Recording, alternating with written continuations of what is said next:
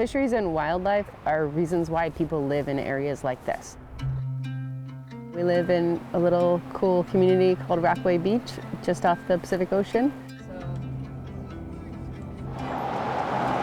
I'm a fly fishing guide and outfitter. The health of rivers is super important to not only us personally, but to our livelihood and to sharing it with other people. All right, one more over and then we'll go down. Fisheries are really important to rural communities. And many of those creeks flow through private timberlands. And the regulations for private timberlands, it's a lot less stringent than state and federal lands. By having larger areas that are clear-cut, we've definitely opened up the opportunity to have drier creeks. That solar energy is penetrating the entire area. They're actually elevating the temperature around those clear cuts, including the streams. So there's no protection, there's no shade, there's no natural cooling process. There's really nothing to capture that water vapor from the air.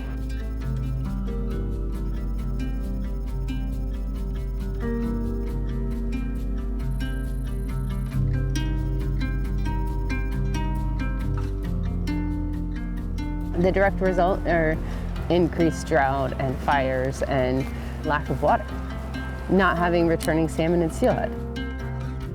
If we have big trees, it captures the water vapor, transfers it into the creek, protects our streams from being too warm, and creates the viable habitat for our fisheries.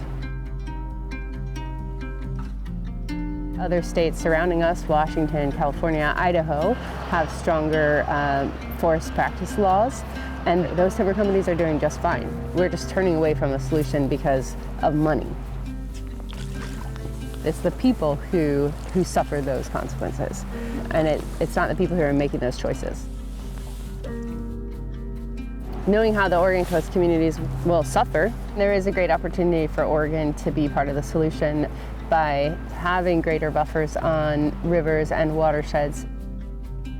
The only way to get things to change is through our elected officials. So it's so important to reach out to them and tell them what your concerns are and how you want to see change.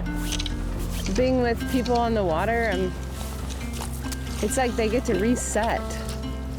I think it's really important that anglers and fishing guides kind of stand up for the fisheries and the water quality and have a voice. And certainly we owe it to the fish, they don't have a voice.